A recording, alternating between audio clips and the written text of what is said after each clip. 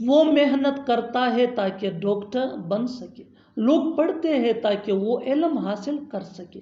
میں ویڈیوز بناتا ہوں تاکہ آپ انگریزی سیکھ سکیں. ان جملوں میں ہم کہہ رہے ہیں تاکہ. اس کے لیے آپ کو یوز کرنا ہوگا انگلش میں سو دیٹ. آئیے کمپلیٹ اسٹرکچر دیکھتے ہیں. Sentence plus so that plus subject plus can plus V1 یعنی first form of verb plus other word. اچھی طرح سمجھنے کے لیے کچھ مثالیں دیکھتے ہیں. لوگ پڑھتے ہیں تاکہ وہ علم حاصل کر سکے. People read so that they can get a lot of knowledge. People read so that they can get a lot of knowledge. میں ویڈیوز بناتا ہوں تاکہ آپ انگریزی سیکھ سکے. I make videos so that you can learn English.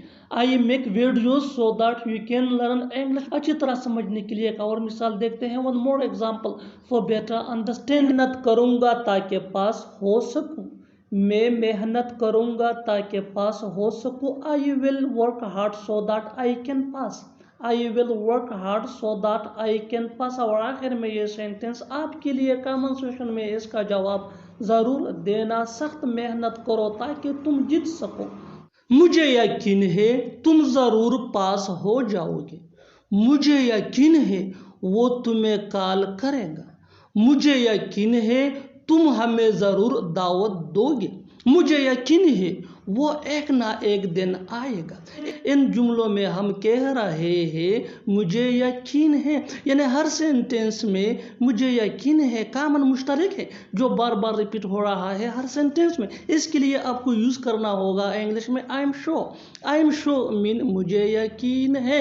آئیے complete structure دیکھتے ہیں. Let me explain.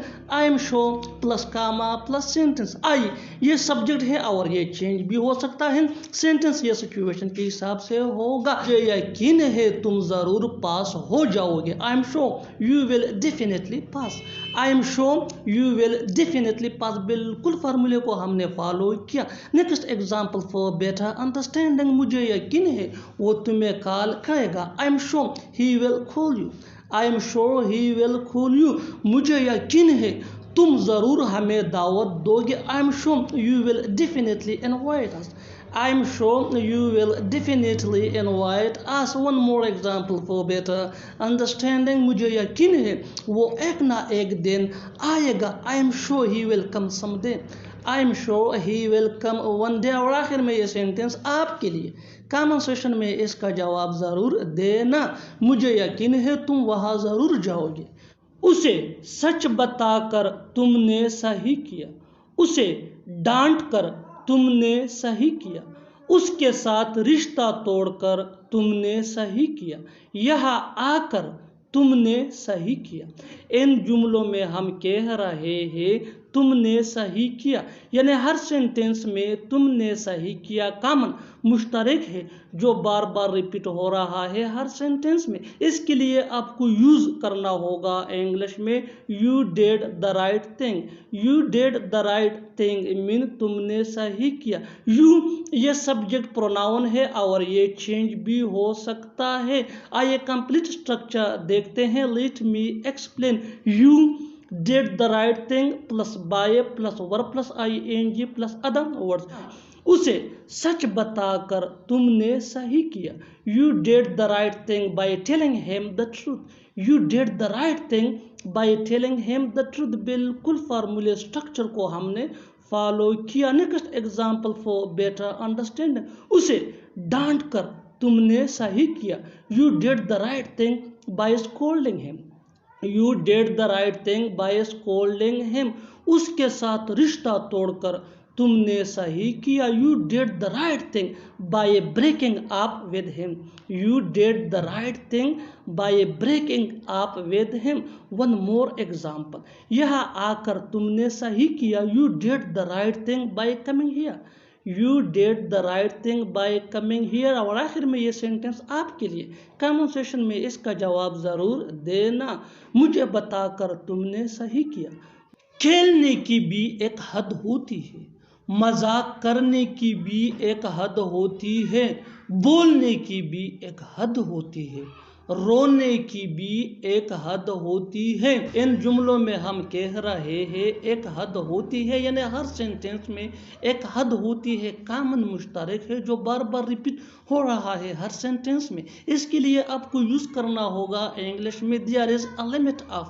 there is a limit of مین ایک حد ہوتی ہے. آئیے کمپلیٹ سٹرکچر دیکھتے ہیں. there is a limit of plus verb plus ing plus ادم was. یہی وہ فارمولا ہے جس کی مدد سے آپ بھی ایسے جملے سیکھ سکتے ہیں. آگے ڈیٹیل سے سمجھاتا ہوں مثالوں سے. here are some example for better understanding. کھیلنے کی بھی ایک حد ہوتی ہے. there is a limit of playing. there is a limit of playing. مذاق کرنے کی بھی ایک حد ہوتی ہے. there is a limit of joking. there is a limit of joking. بولنے کی بھی ایک حد ہوتی ہے. there is a limit of speaking. there is a limit of speaking. رونے کی بھی ایک حد ہوتی ہے. there is a limit of crying. there is a limit of crying. اور آخر میں یہ سینٹنس آپ کے لیے کامن سیشن میں اس کا جواب ضرور دینا. سننے کی بھی ایک حد ہوتی ہے. ابھی بھی وقت ہے پڑھ لو. ابھی بھی وقت ہے سوچ لو. ابھی بھی وقت ہے میری بات مان لو. ابھی بھی وقت ہے انگلش سیکھ لو. ان جملوں میں ہم یوز کر رہے ہیں ابھی بھی وقت ہے، یعنی ہر سینٹینس میں ابھی بھی وقت ہے بار بار ریپیٹ ہو رہا ہے. اس کے لیے آپ کو یوز کرنا ہوگا انگلش میں there is still time. there is still time مین ابھی بھی وقت ہے. آئیے کمپلیٹ سٹرکچر سمجھتے ہیں. there is still time plus Cama plus sentence. Sentence یہ سچویشن کے حساب سے ہوگا. آگے ڈیٹیل سے سمجھاتا ہوں مثالوں سے. here are some example for better understanding. ابھی بھی وقت ہے پڑھ لو. there is still time read. there is still time read. ابھی بھی وقت ہے سوچ لو. there is still time think. there is still time think. ابھی بھی وقت ہے میری بات مان لو. there is still time listen to me. there is still time listen to me. ابھی بھی وقت ہے انگریزی سیکھ لو. there is still time learn English. there is still time learn English.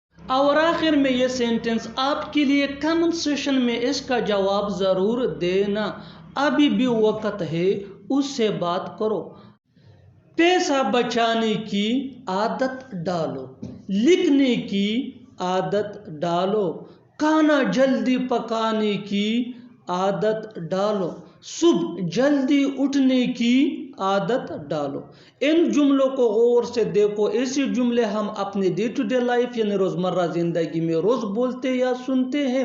ایسے جملے روز ہمیں بولنے یا سننے کو ضرور ملتے ہیں اپنے ڈے ٹو ڈے لائف میں. ان جملوں میں ہم کہہ رہے ہیں عادت ڈالو، یعنی ہر سینٹینس میں عادت ڈالو بار بار ریپیٹ ہو رہا ہے. اس کے لیے آپ کو یوز کرنا ہوگا انگلش میں get into the habit of.